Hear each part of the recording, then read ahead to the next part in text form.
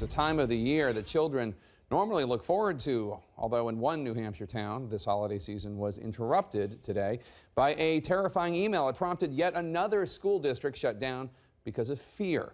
12 elementary schools, 3 middle schools, and 2 high schools in Nashua, New Hampshire were forced to close today over a, quote, detailed threat of violence. Now, as you may recall, it was just a week ago when the nation's 2 biggest school districts in New York City and in Los Angeles received similar threats. Let's bring in CNN correspondent Sarah Ganim. Sarah, police just held a news conference. What do we know now?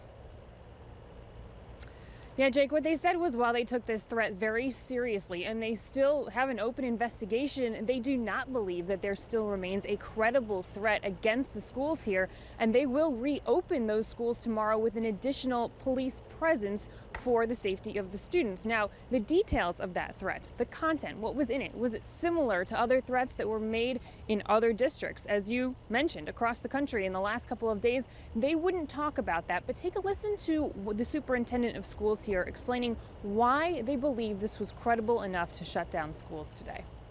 The threat that we received yesterday was very specific. It was specific in terms of naming the 2 high schools by name where the action would occur. It was specific to today's date, saying today is the day that harm would be done to students, and it was specific to citing the means by which students would be harmed. Now, as you heard them say, that they did take this very seriously, but as it remains today, they do not any longer believe that there is a credible threat to students. Jake? And Sarah, last week, as you know, the Los Angeles Unified School District, the 2nd largest school district in the nation, they shut down all their schools. There were similar threats, and the basic thinking was they're not willing to take any chances. Are other school districts following that line of thinking? A threat comes in, better safe than sorry?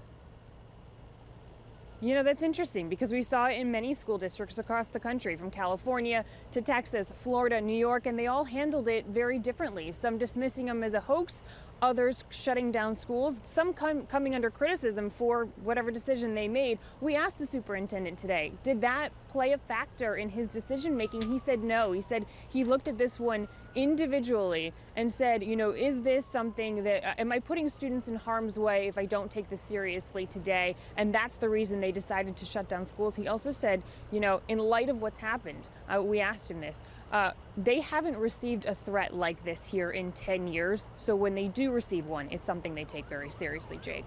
Of course, every 4 years ago, Nashua, New Hampshire, and every town in New Hampshire gets a lot of visitors because of presidential contests, the New Hampshire primary, first in the nation. Does that spotlight, does that make the area more sensitive to such threats? It's certainly more high profile, right? You know, just today, Jake, you have 3 presidential Republican candidates visiting the state of New Hampshire. You have John Kasich here, Marco Rubio, and Ben Carson, none of them in Nashua, but in the state of New Hampshire. And so this is a place that there are a lot of eyeballs, a lot of people watching here, also a lot of gatherings, a lot of people meet in meeting places in this state. Of course, that makes this a more high profile place right now, Jake. All right, Sarah Ganim in Nashua, New Hampshire. Thanks so much.